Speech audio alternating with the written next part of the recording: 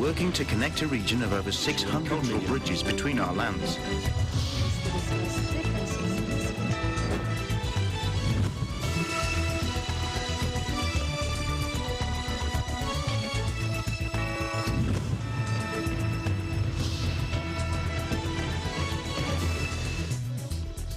Hello and welcome to ASEAN in Focus. I'm Maricar Velasco, delivering to you the latest news in and around the ASEAN region. On today's headlines, the Department of Labor and Employment on Thursday said overseas Filipino workers in Iran and Lebanon may no longer be covered by the mandatory repatriation imposed by the government, with the downgrading of alert levels in these countries. A Thai journalist sentenced to 2 years in prison for defaming the owner of a poultry farm via a tweet said Thursday the kingdom's criminal libel laws are eviscerating media freedom. The Philippine and the Japanese governments on Thursday vowed to increase bilateral cooperation to maintain peace and security, as well as to uphold the rule of law in the region.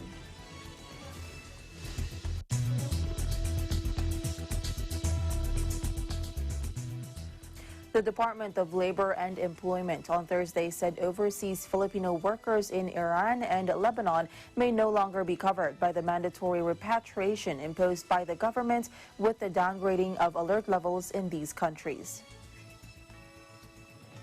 Initially, the level of alert for Iran, Iraq, and Lebanon are the same, alert level 4, although it was unofficial. In a statement, Labor Secretary Silvestre Bello III said he was informed that the alert level in Lebanon was put down to level 2, and he understands that there's no more alert level in Iran. He added that the ban on fresh deployment of workers stays, as the Philippine Overseas Employment Administration will not be processing any application to these countries for the meantime. Meanwhile, the DOLE chief said the mandatory evacuation for OFWs in Iraq is still in place, and a deployment ban is also in effect. The Department of Foreign Affairs determines the levels of alert and issues advisories to Filipinos for their safety and security. Alert level 4, which orders the mandatory repatriation of Filipino workers in crisis-stricken areas, was raised in Iran and Iraq on Wednesday. This came after Tehran's missile launch against 2 U.S. bases in Iraq as retaliation to Washington's drone strike, which killed top Iranian General Qasem Soleimani in Iraq last week. DOLE Information and Publication Service Director Rolly Francia said the alert level is not tied up with the deployment ban.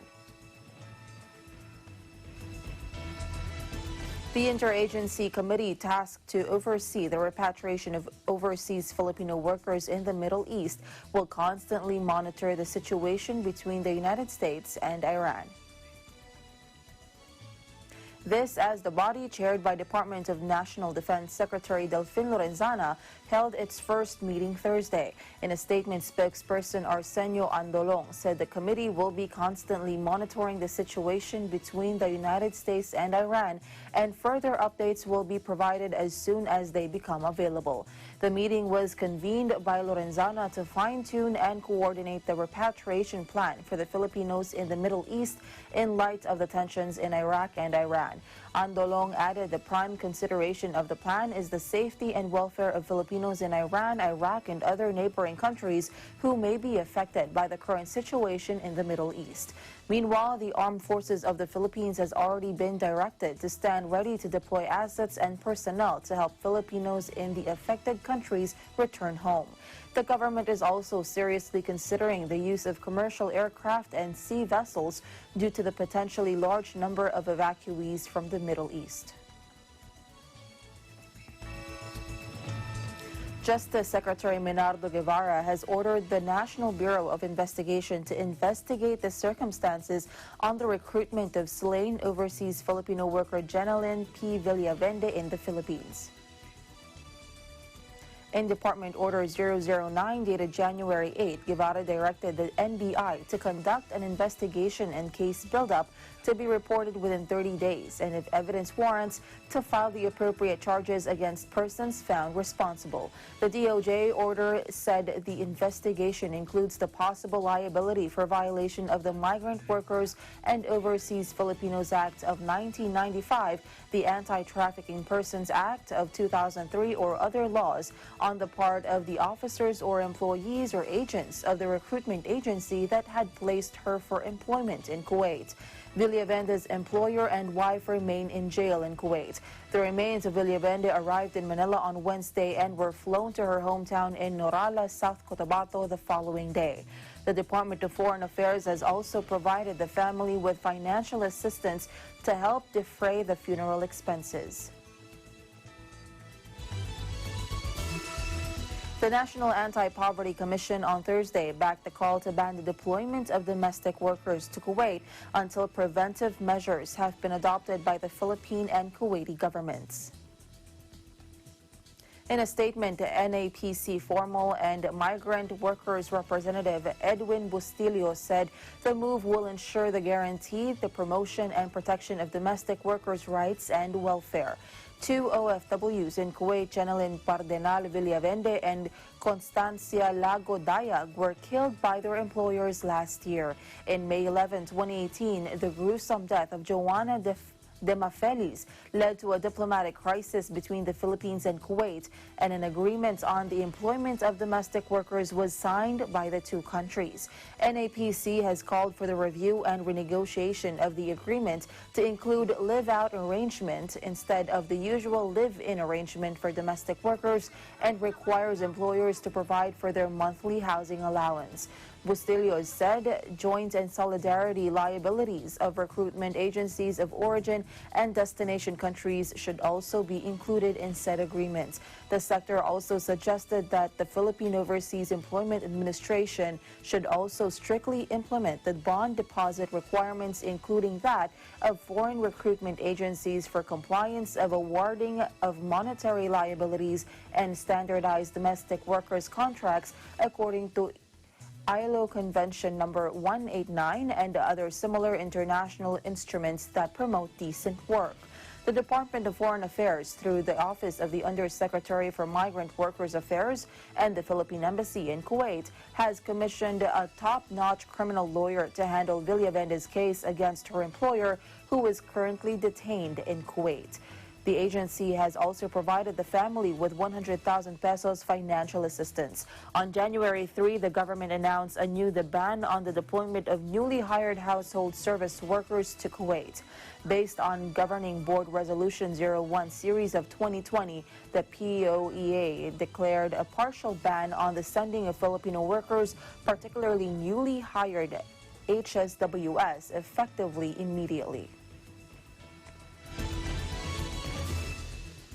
A Thai journalist sentenced to 2 years in prison for defaming the owner of a poultry farm via a tweet said Thursday the kingdom's criminal libel laws are eviscerating media freedom. A court convicted Suchani Kuloitre in December for a tweet referencing a dispute over working conditions at a chicken farm owned by the Thamakasit company. The farm had been at the center of a labor dispute by Myanmar workers complaining of punishing working hours and conditions. Thailand's Supreme Court last year ordered the farmer's owner Chan Chai Pheamphon to pay compensation to the workers. Chan Chai has brought multiple defamation cases against journalists, workers, and human rights activists. Suchan T, married to a Frenchman and the mother of a 9-month-old boy, was working for Thai television channel Voice TV at the time of posting the tweet and plans to appeal the maximum 2-year term imposed by the court. She is currently out on bail. She said she nearly cried after the verdict, thinking about the fact that she wouldn't see her son, adding that it made her totally devastated after she told AFP, adding that freedom of expression in Thailand is retreating. She adds there is a high level of self-censorship in Thailand among journalists, reporting on sensitive topics like human rights and politics. When you forbid freedom of expression, you forbid an open society, according to her. The Makasid owner, Chanchai Phiampon, declined to comment on the case when contacted by AFP on Thursday. According to the Thailand Human Rights Lawyers Association, less than 5 cases were filed in 2012. The number of cases has skyrocketed since, with 40 filed in 2018 alone. The use of criminal defamation has been abused, especially by private companies with unlimited financial resources, said Association Director and lawyer Nadthasiri Bergman, who is assisting with Suchani's case. This is bad for society, she said, urging the offense to be downgraded to a civil issue. Yeah, it would be a lie if I say I'm not worried about freedom of expression in Thailand, which if you ask all the journalists in Thailand, they would say that there is a high level of self-censorship in Thailand. The things that I'm trying to do is to raise awareness in the society about criminal defamation, which sometimes goes too far, and I think it's time to change. And at least for my baby, you know, like I look at him and I think he should live in a free society, and it concerns us all. So the use of criminal defamation against the reporters or human rights defender has been abused for a long time. But ever since the military coup, the use of the judicial harassment has been increasing, especially when the government agency also use this judicial harassment, the slap case, against the political activists as well.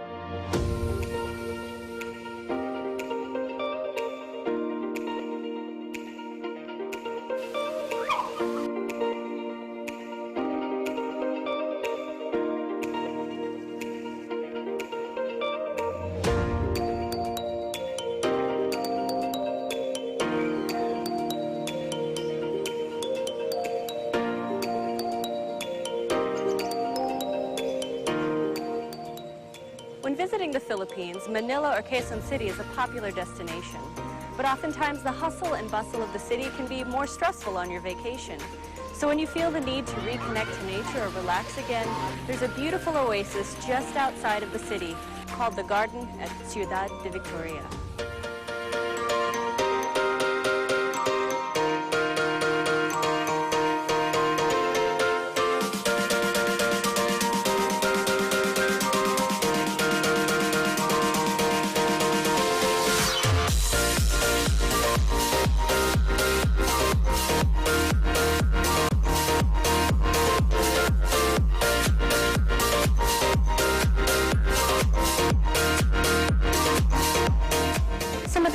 That you can see here include hydrangea, snapdragon, and stargazers. They're truly beautiful.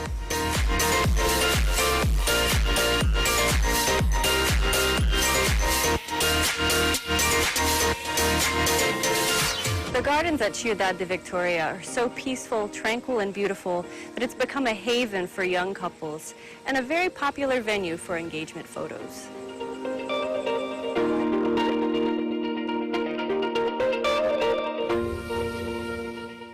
The next time you want an escape from the big city, the garden at Ciudad de Victoria is a wonderful place to visit.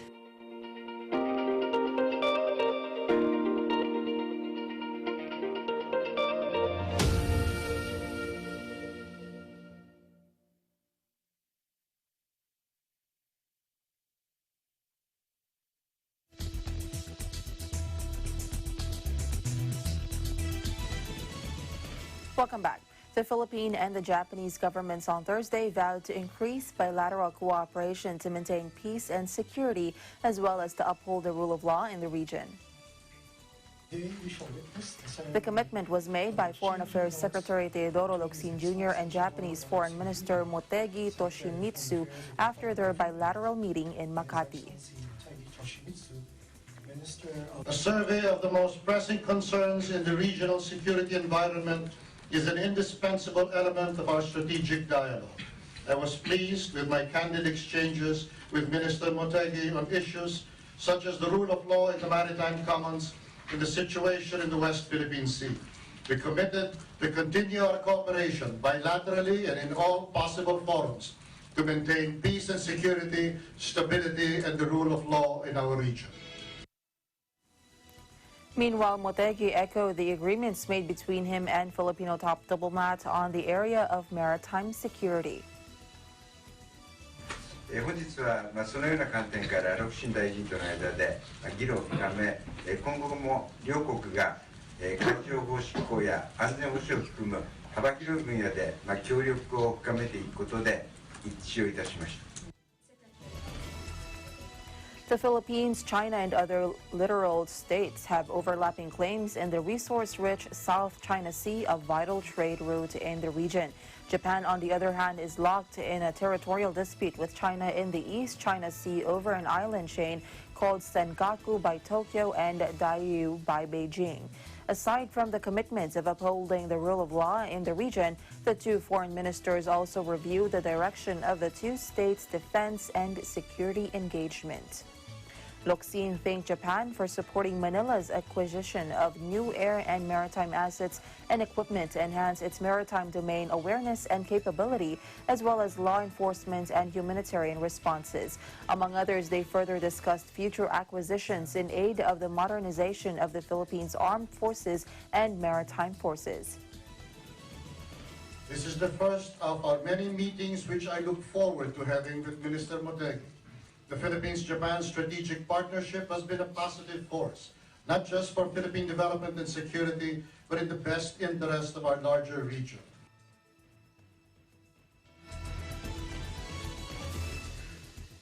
The ASEAN Secretariat released the second issue of the ASEAN Political Security Community Outlook for 2019 with the theme ASEAN and Beyond. This issue of the APSC Outlook features 3 essays: Partnering Beyond Southeast Asia, The Case of ASEAN Regionalism Towards Non-Proliferation and Disarmament, ASEAN's Modest Contributions, and Promoting Peace and Reconciliation, the ASEAN Approach. The essays highlight that ASEAN has made modest contributions in promoting peace and security beyond the 4 corners of the Southeast Asian region, with partnerships not only among the members of ASEAN, but also with countries and organizations outside of Southeast Asia, such as the International Atomic Energy Agency and the European Union.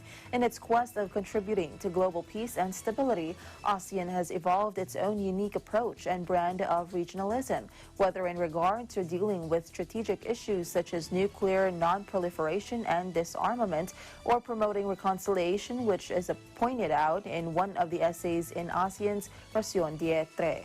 ASEAN continues to be faced with emerging issues brought about by the fast-changing nature of the strategic landscape, physical environment, and digital domain. By continuously adapting and evolving, ASEAN hopes to move forward in a cohesive and responsive manner through the increasingly challenging world of the third decade of the 21st century.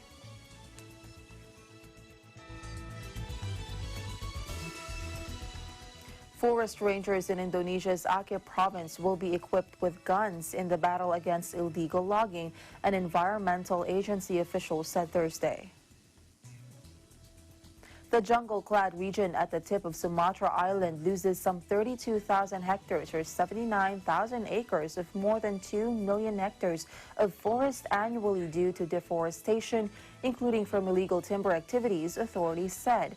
However, the risk of fighting criminal elements had soared, with many loggers now carrying firearms, according to Aceh Environmental Agency head Siarial, who goes by one name. About 120 rangers would be given pistols, rifles, and ammunition at a cost of about 1.39 billion rupiah, or $93,500, according to Siarial. Gun ownership is uncommon in Indonesia outside of military or police personnel, and obtaining a personal license can be difficult. Aceh's forest rangers once had guns, but they were confiscated after a separatist insurgency broke out in the 1970s. The conflict ended with a 2005 peace deal.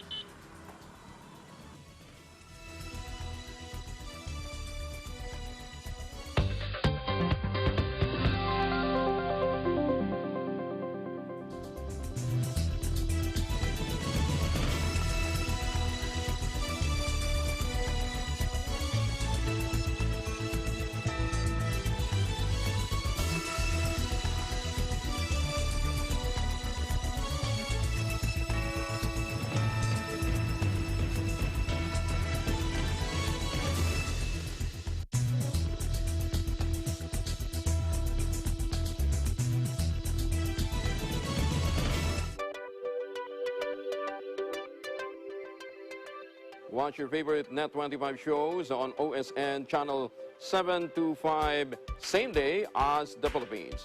Net25 is now available on OSN, the largest entertainment network in the Middle East and North Africa. Watch your favorite Net25 shows live And on demand anytime, anywhere on any mobile device on OSN Play.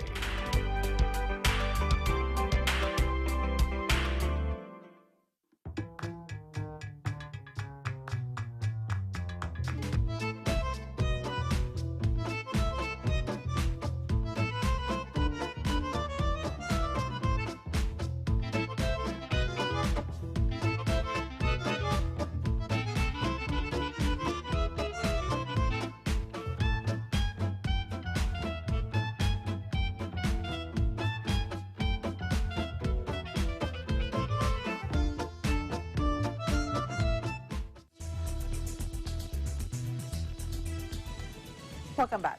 97 kilometers of rocks and Thai waters stand between Beijing and complete control of the Mekong, a mighty river that feeds millions as it threads south from the Tibetan Plateau through 5 countries before emptying into the South China Sea. Mastering the mighty Mekong, China wants to take full control of Southeast Asia's biggest river. The waterway feeds millions from Tibet through Myanmar, Laos, Thailand, Cambodia, and Vietnam before emptying in the South China Sea. But Chinese dams upstream have for years disrupted the flow and water level. Fish stocks lie ravaged, and unseasonal droughts and floods are common.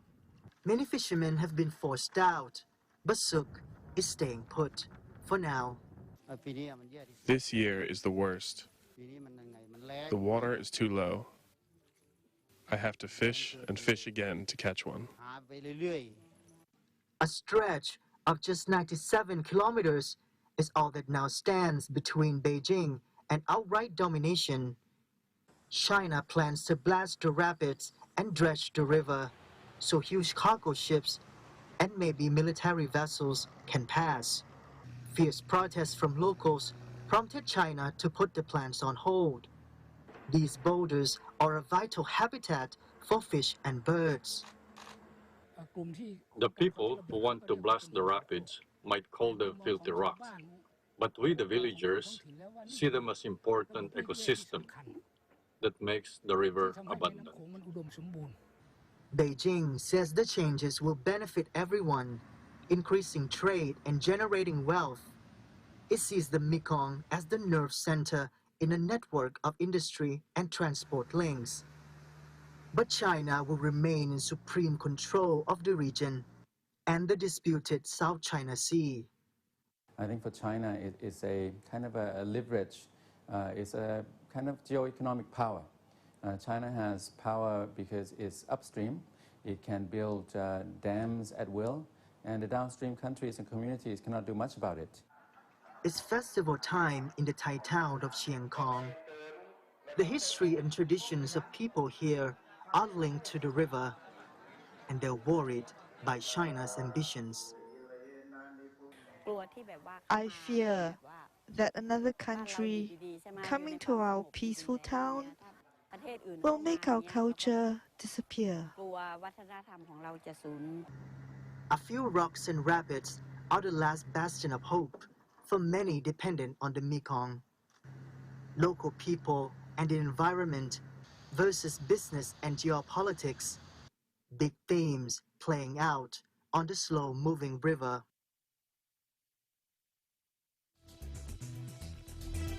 And that is the latest news in the Southeast Asian nations. Stay updated about the ASEAN region. I'm Monica Velasco and I am one with 25.